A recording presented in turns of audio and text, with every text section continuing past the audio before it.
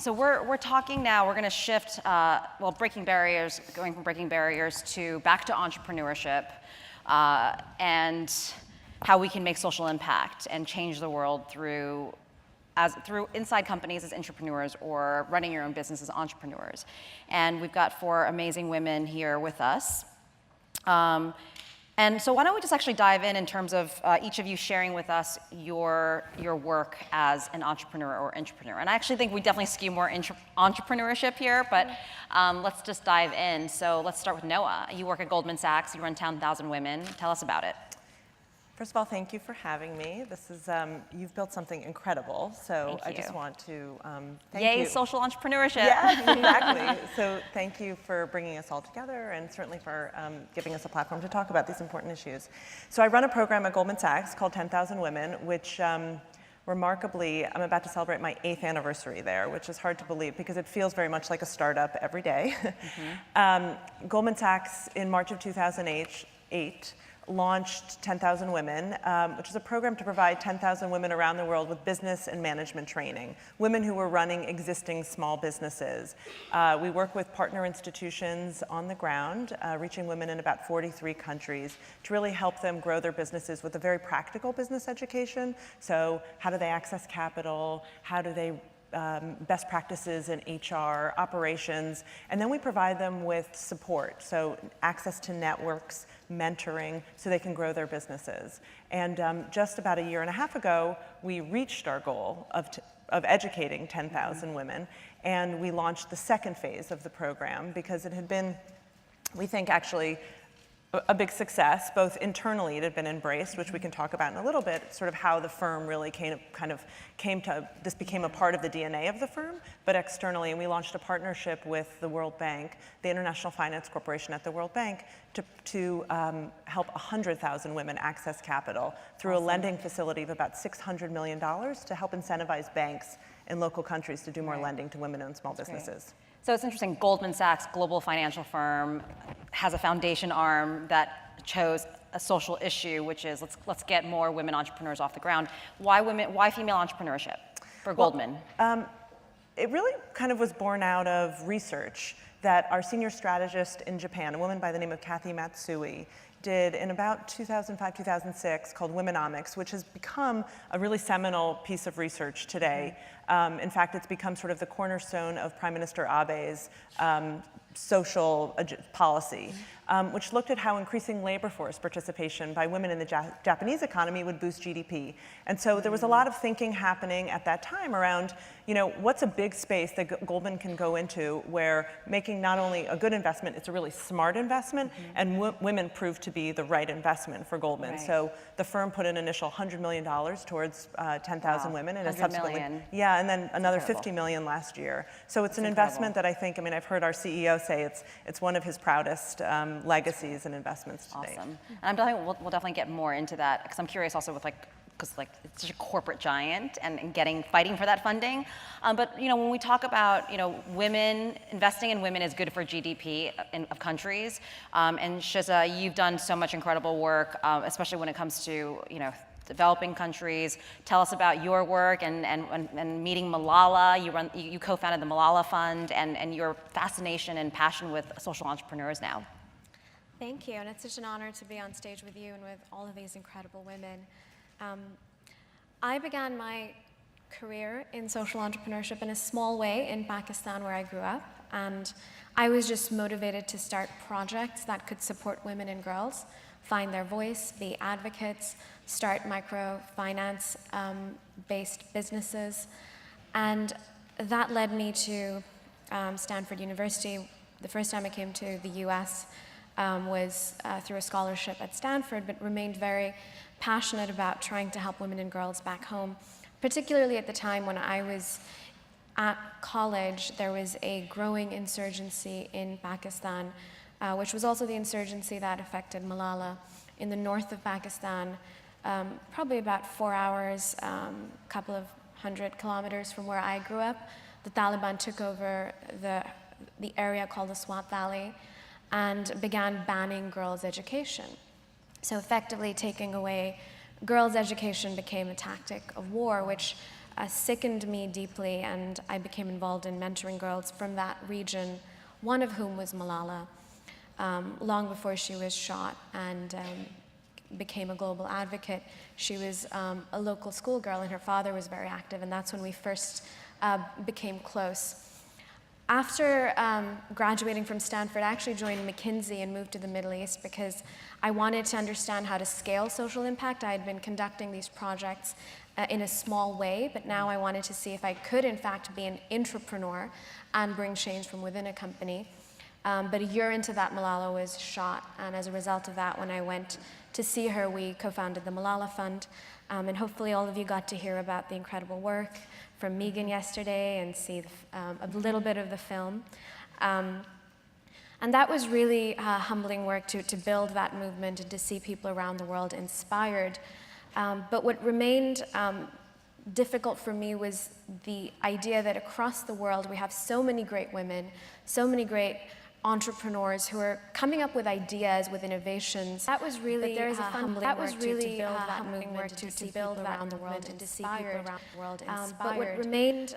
But what remained difficult for me was the idea that across the world we have so many great women, so many great women, entrepreneurs who are coming up with ideas, with innovations, but there is a fundamental mismatch of resources, mentorship. You are far more likely to get funded, and be on the stage if you start your company in New York. In fact, I moved to New York from Dubai to start the Malala Fund because intuitively I knew I will be able to figure out and I will be able to figure out if I'm in this kind of ecosystem. So now I'm very passionate about how do we match the mentors, the training, visibility, and press, the capital that is needed to the ideas that are being started in emerging markets, started in emerging social issues, to solve the particularly by women entrepreneurs. That's incredible. So moving on then to we're looking at women across emerging women, emerging entrepreneurs, emerging stage, and that sort of early stage. Julie, you are the youngest female CEO of a public company, right? That's pretty amazing. Amazing.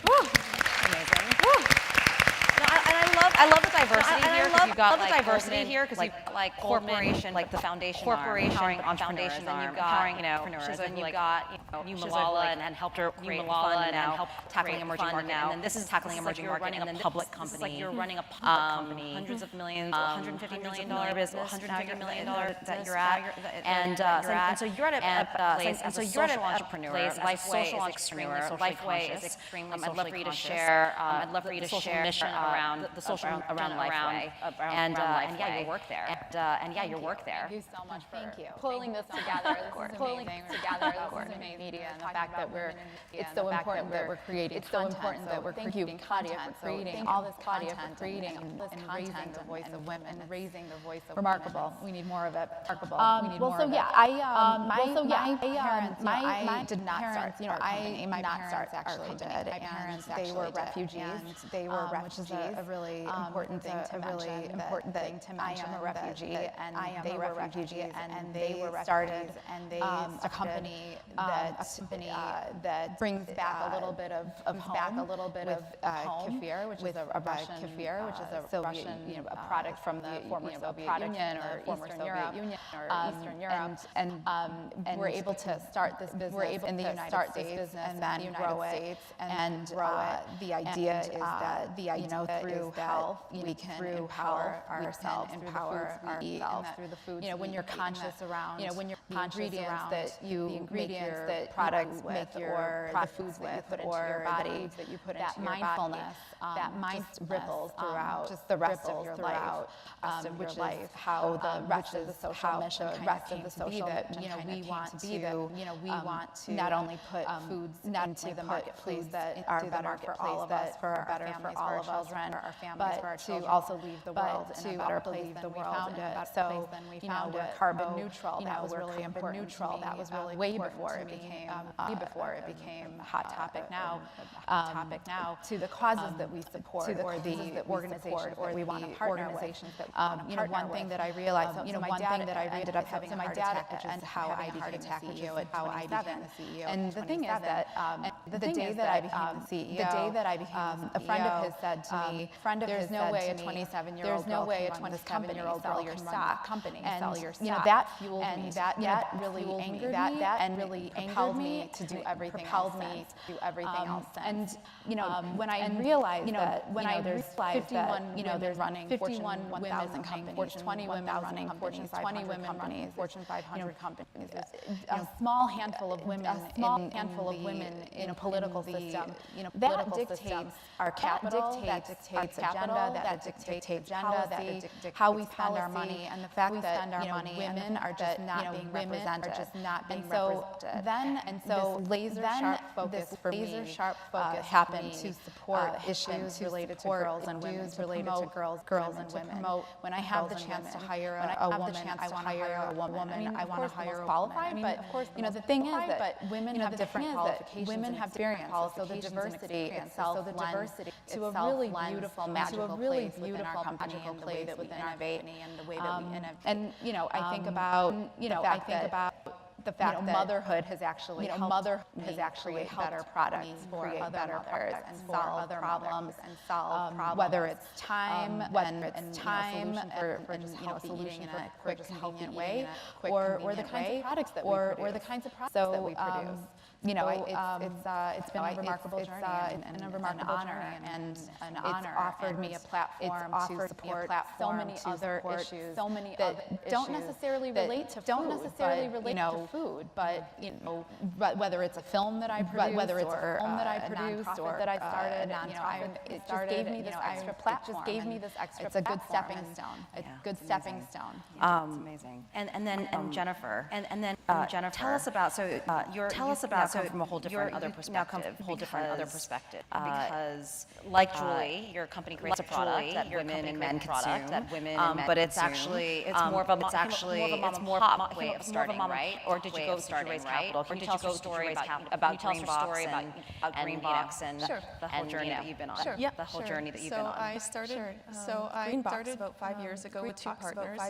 We started with a very simple idea, that was a pizza box that breaks down into plates in a storage container made from 100% recycled material. And it seems like a small idea, but our feeling from the beginning was small ideas huge impact. And we just went with that from the beginning. People responded to our product quickly online. And it actually enabled us to raise capital. We raised capital through friends, family, and angel investors. We've been growing ever since. We've introduced other products, ancillary products, extension products that really focus on the same thing, and that's focus on the same thing: functionality, improving the sustainability, and really introducing products that meet the needs of today without sacrificing And what I love about that is like creating something like creating it was just something, right? And you get the box and you throw it away, and you're throwing it away, and then you're playing with the utensils. And created something that really sort of taps into this lifestyle need of people. And can you just quickly explain? Because I know there's a lot of entrepreneurs. I know there's a lot that want to start something. How did you get that traction online? How did you Kickstarter or what? What was the turning point for you? What was the turning point for you? Oddly, we have Ashton Kutcher to thank. Really? Twitter was a big source of help for us. Had a demo video, put out a tweet, and Ashton Kutcher with one word, and that was smart. And before we knew it, we had half a million hits on our demo video. So we started to get people contacting us and restaurants contacting us. So it was quite an amazing. I know you're not telling us about all the pains. I know you're not telling us about all the pains and all the struggles, because I know all 2 days now we've been talking about all the struggles. I'm sure there's plenty of that too, right? Oh yeah, there was plenty of that too, right? To get there. So so that's incredible. So now I just want to sort of shift into. We know everybody's sort of focused now. We know everybody's sort of focused now in the corporate system, or in terms of scale, or how you scale it, social, how you decide to back. Noah, I'm curious. So because often people tell me, it's like truly like we're a nonprofit. It's like truly like we're a nonprofit. Everybody thinks that we have like limitless budgets. We have like these budgets. And also too, there are like Reshma, Sojani yesterday, like Reshma talked about how a lot of corporations talked about how give her corporations to check a box, check a box. I mean, like, well, she has experience. I mean, before she hasn't really in terms of diversity, and really in we're having a CSR initiative. We're having a CSR initiative. How is it internally? How is it in a battle to raise that money? To get $100 million, $100 million or $50 million? What's that experience been like? What's that experience been? I have to say that at Goldman, it's been. I think we're very lucky because I think that the leadership comes from the top. This is an initiative, and our 10,000 women in our sister program, 10,000 women in our sister program, 10,000 U.S. and UK based program, are two initiatives that are the only two initiatives that the only two initiatives Goldman Sachs Foundation funds. And these are two initiatives that he feels personally himself deeply invested in, as I mentioned, of his legacy. A big part of his legacy. For us, I think the battle is really just in creating awareness and being a part of awareness and being a part, which is not a battle. It's actually there's so many people who are doing this. So many people who've been doing this. But in terms of the checking the box issue, I think one of the things that when we first launched this program, people made very clear to us from the board of the made very clear to us from the board down, because this is something that for Goldman to take a step in this direction was really that everybody had to come together. Everybody had to come to place. It's a very consensus. So it wasn't just one person. So it wasn't just one person. It had to really be about bringing senior leadership and then engaging the rank and file. So that would be your advice then for the people, because I know that even like in getting corporate sponsorships and getting corporate sponsorship, often dealing with a junior person, a high-level person, but it's like we got to get managers, we got to get like senior managers, we got to get buy into that. So would your advice be for those that work inside companies, like those entrepreneurs that want to drive change, that want to like have a 10,000 women initiative, like what's your advice to them to make those things happen inside companies? To make those things happen inside companies. First, I think the place where you have the best way of having success is having senior leadership behind you, and then having a really good idea. And then for us, I think monitoring and evaluation, impact was core, because at Goldman was core. We really measure everything, and that extends to the work that we do in our philanthropy. And it had to be really related to who we are as a company, right? So if Goldman Sachs at the end of the day is really about job creation, is really about revenue generation around the world, we also had to be thinking about how our philanthropy was an extension of who we were as a company. And 10,000 women really does check that box, if you will, because there's such an alignment, if you will. So we set up a very rigorous monitoring system at the very beginning, so we could show how these investments were actually having an impact, so that people, it spoke the language of the place. Show the language of the place. Exactly. You have to make a business case. You have to make a business case. You have to be able to make a case all around. So Shiza, then in terms of, because I know you're meeting all these incredible female entrepreneurs all over the world, and then you're trying to connect them to funding, you're trying to connect the mentorship, education. So how do you making the case? How do you bring that fundraising to these entrepreneurs? Well, I'll be a little provocative on the previous question first, because I talked about this, because I talked yesterday, I was at their headquarters in Seattle, and their headquarters, it's a highly diverse company, I think 43% women, and a lot of people were asking, well, how do you get momentum behind the ideas of the employees, especially since so many of them are millennials and have ideas, and I said, well, maybe you just, and I think Julie touched on this a little, and I think Julie touched as well, maybe you just start in some way, and you put it out there, and I was sitting at breakfast, at the Forbes Under 30 Summit, at the Forbes Under 30 2 days ago, and I sat next to this girl, and I asked her what she did, and she said, I'm a software engineer at Pinterest, and then she says, actually, I'm terrible at selling myself. I started this online database, which is what Google and Facebook and all the other tech companies release their diversity data. And I said, yeah, you really should start with that. But she didn't. But she didn't do is go to, and what she didn't Pinterest go to, and of course Pinterest loves doing that and for being their employee and bringing their employee press, bringing that positive, without going into dangerous territory. I feel like there is an opportunity to put the employees at T-Mobile. If you're proud of your diversity, figure out the 10 things that the company did to get there, and write 10 secrets to diversity to driving diversity in your company. Pitch that to Fast Company. Your CEO will buy into that. So I think being inside companies, being inside companies, support of senior leadership immediately. That's great. immediately, that's great. McKinsey eagerly supported me when I first started the Fund. But the first thing I did was I decided to do it, and I went and I called up my boss, and I called up my boss, and I said, I'm going to do this. And then they said, well, let us support you. So I think while waiting for support, also just saying, I'm waiting for support, also just doing a little portion of it and demonstrating success can be a way to catalyze that support. How do you connect women to funding? And I think we exist in a world today where we still believe nonprofits do good and nonprofits do good. And the truth is that the greatest impact comes in hybrid models, and we don't fully understand what they are. And investors don't understand how to invest that capital. Venture capital, the development of that as a funding mechanism, really catalyzed innovation. And while there is impact investing in small chunks, I really don't think it comes anywhere near the evolution of venture capital.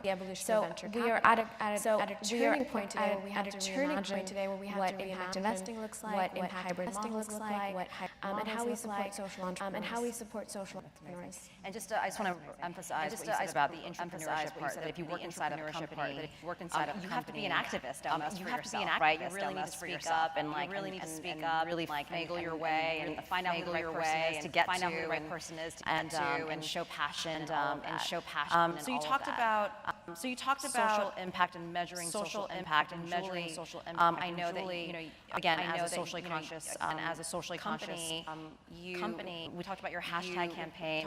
Hashtag more than just good for you. More than right. Just good for you. Right. And you choose several and social causes to get behind. And so I would love for you to share beyond. So I would love what you're doing for women and girls, but also you're doing for women and girls, other types of nonprofits that you're supporting, and how you go about choosing those. How you go about choosing and then tying it back to again to business. So we launched our first TV commercial ever at the Golden Globes last year, and it was all around the fact that life was good for more than just you. It was more than just your body. It was good for your body and for the children, for the world, really. And that the idea is that today's consumers really want to support companies that have consciousness, and without that, you're done. I mean, there's a big backlash against big food, big companies, corporations, because of social media, because all of social media, because to the information around how companies do business and the diversity. So today's consumer is a little bit smarter, and they want a little bit smarter, and they want a little bit. And then one campaign that we ran, which I'm really proud of, is the Mother Culture campaign. That everything starts from mother, including our product, including our product, mother culture.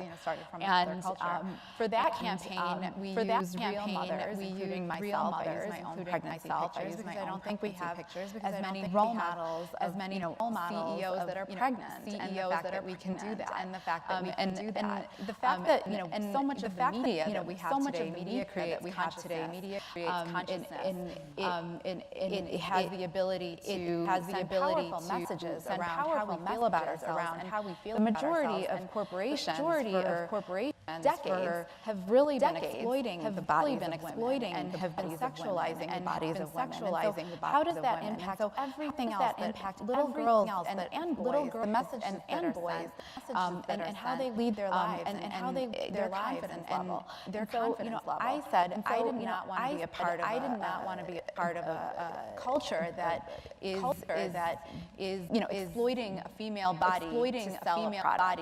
And so that was sort of my rebellion. I was like, I'm going to put my pregnancy pictures out, and I'm going to make an ad out of it, and I'm going to make and I'm going to talk about these issues. And I'm going to talk about these issues. That was another that was kind of campaign that we ran. I think it's something that we should all talk about the fact that girls' bodies and women's bodies are being used, and women's bodies are merchandise to sell. In terms of just like in terms of doing and launching these campaigns, have you just seen such a huge, like what's the result of that? Like what's the result of that? So much media impressions, so much social conversation, and like social products are moving off shelves, like products are moving off shelves. What have you seen in terms of the connection to and how that's helped your business? Well, I mean, so I mean, our business continues to grow, of course. To grow, of course. For the first time, for example, you know, Walmart just doubled our facings. Walmart just doubled our facings in the last couple of weeks. We'll be shipping, you know, double the amount of shipping. Because I think, you know, the idea, you know, even Walmart realizes that they need to support businesses that are doing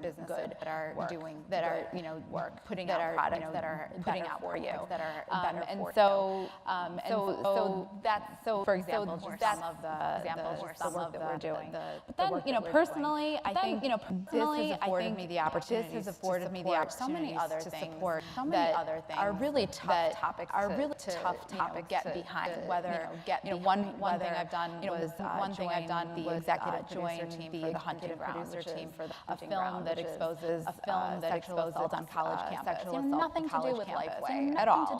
But, you know, because I've just been afforded this incredible, you know, opportunity, I was able to get behind a film like this. And that has such a tremendous ripple effect, whether it's new laws that are being created, or new policy that's being created, just because of one film. And that to me is worth all of the struggle, all of the challenge, and again, you know, getting back to the mother. Again, you know, getting back to the mother. Once I had children, I had a laser sharp focus on them. And the days that I have to leave and get on a plane and fly somewhere, and I'm away from them, and it's so heartbreaking.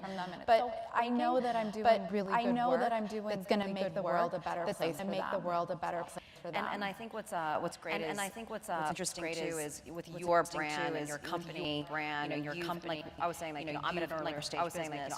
You've got 100 employees. You can actually go out there now as a spokesperson. You know, like, and you should, you know, talk at so many different, you know, you talk at so many different. You're part of the UN Foundation, you're part of the Council Foundation, and in a way, your corporate brand, you're the brand. You're the face. And you as a person, and you as a female leader, and as a personal leader, you personally are an activist. You're championing Hillary, you're championing the Hillary campaign, and I think that that's what's interesting too. As a social enterprise, as a different model than say, you know, what, you know, again, a more, you know, again, like the Goldman's doing, you know, like foundation arm. Like, there's so many different versions and ways on how social impact by for-profit companies can take place. And then I want to sort of dial back to Jennifer on you know, this whole idea that we can all be, we can all impact, and you know, we have to follow this traditional route when it comes to you know, like coming out of school, and you know, you did the MBA, and I know Columbia Business School is here as a big ally partner of She Summit 2015, and you followed the track, and you got the MBA, and then a lot of people don't think that that's the same, and then like people don't think that that's a different path, and like doing what you're passionate about, and like doing what you're passionate about. So can you just share how having that education's been a huge theme throughout these 2 days, how that education helped you really get Green Box off the ground quickly, and help you as a social entrepreneur, and help you as a social entrepreneur. Sure. In some ways, it was like Entrepreneurship. It was like Columbia, within Columbia, like Intrapreneurship.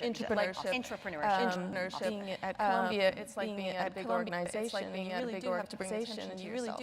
Bring attention to yourself. At Columbia, they have really started to promote entrepreneurs in general, females as well, and they have a number of different programs. They have a number of programs. They have business programs. They have venture fairs. They have venture fair. You name it, they have them. And my message would be get involved. Bring attention to yourself. Don't pass up an opportunity to be at a pitching event or be at a pitching event or a business competition. That's how you get your name out there. That's how you bring attention to yourself. That's how you build your company yourself, and that's how you build your company going forward. So that was really what I focused on when I was at MBA school. I also made sure I took all of the courses that I possibly could. Fit in my schedule, that were related to entrepreneurialism, and that really gave me a good foundation. How to value my company, how to market my company, and really how to grow my company. Because it isn't just about the passion. right? And the good that we as women want to do. It is like you really do need to have a sound business plan. Sound business plan. Somebody said yesterday, and positive thinking is great, but positive thinking is great, but it's not a business model, right? And like and for women too, it's hard because for women too, it's hard. Modeling stuff like I'm modeling stuff like I'm totally a victim of just a victim myself. I just get so caught up. I'm so caught up in like obsessed about writing. I'm like obsessed about how many hours on that, and like I need to be focused on the business model, right? I need to be focused on the business model, right? And then I'm just curious then. So I'm just curious. Education and MBA really helped you. And MBA really helped you like have that and really have a strategic plan to really go get scale in the right way. Launch and scale in the right way. And then we have a little bit of time left. I'm going to go over a little bit because I'm going to go over a little bit. And Agapi, who's next? And Agapi, who's going to have, we're going to give Hijab a big ending to all this. Big ending to finale talk, but the diversity of female entrepreneurs out there, just the kind of business models you're seeing women start, or 10,000 women. What are some of the 10,000 women? What are some that? What are your favorites, or really that stand out to you? That shock you? That stand out to you? Oh my God, there's so many. I mean, there's 10,000. There's so many, at least of them. At least. But I'd say that the ones. I think that the ones that capture the spirit of the program. I mean, I'm honestly racing through, and there's not enough time. I guess in Brazil. I mean, there's stories from Afghanistan. I mean, there's obviously from Afghanistan, incredible, just incredible. I'd say the story, but in Brazil, which sort of reflects kind of a growth, sort of reflects the sort of natural growth that's happening in the country already. I always like to think that the story of 10,000 women really mirrors the growth that's happening in a country like Brazil. That there's so many of the women who've been through our program, who grew up in poverty, whose parents were illiterate, one woman in particular, Rosanna, when she was 10 years old and she had learned how to read. 10 years old and she learned how to read. Her parents were and her parents were farm laborers. And they said, okay, you know how to read? And they said, okay, leave school, come to work. And she had to fight her father to allow her to stay in school. She went at night, and she paid her way through school, so she could just graduate school, so she could all the way through high school. But she always wanted to be an entrepreneur. But she always wanted to be an entrepreneur. Her first business that she launched, her first failed, as so many first-time businesses do. And then she saw a flyer on the ground for 10,000 women, which was being sponsored at a local university. And she went and she interviewed and she got in. She interviewed and she got in. Grew a business. She was able to grow this business. She was able to grow this metal manufacturing, which really reflects in many ways, again, the economy that she's coming from. The economy that she's coming from. And today, since graduating from 10,000 women, graduating from 10,000 women, 15 more employees, hired 15 more employees, and a number of her siblings and family members. So she's really been able to pull so many other people along with her. So many other people along with her. Do you have a favorite entrepreneur? Do you have a favorite Malala that means social entrepreneur in any way? Social entrepreneur in any way? So many. Malala is my favorite little. Malala is my favorite little entrepreneur. Bridge International Academies. Bridge International Academies of low-cost private schools. Low-cost private launched in Kenya and Uganda. At the pace at which they're growing, they will probably educate 10 million children by 2025. That is one out of every five student out of school today, founded by a woman and her husband, who live in Kenya. Phenomenal entrepreneurs, phenomenal attention to detail data process, which is what the social impact space forgets. So that's my favorite right now. This is so amazing. Thank you so much. So we've got, thank you so much. Corporate, we've got emerging markets. Hi, I'm Claudia Chan and I'm the founder of She Summit. If you enjoyed this video, please share it with your friends and community. At She Summit, we believe there is a leader and change agent inside everyone, and our goal is to unleash you to lead change from where you are for issues that you care about to benefit your life, your family, your workplace, and even the world. There's so many ways to follow us if you're interested in this leadership content. You can actually subscribe to this YouTube channel, of course, but also visit our website where you can sign up for our newsletter and learn more about our community, new leadership courses that we're rolling out, and our 2019 She Summit conference. And I also just launched a podcast based on my book. It's called the How We Rise Leadership Podcast. So please follow us. There's so many ways to follow us. And I'm so excited for you to join our new generation of leaders to lead change again for our lives and for the world.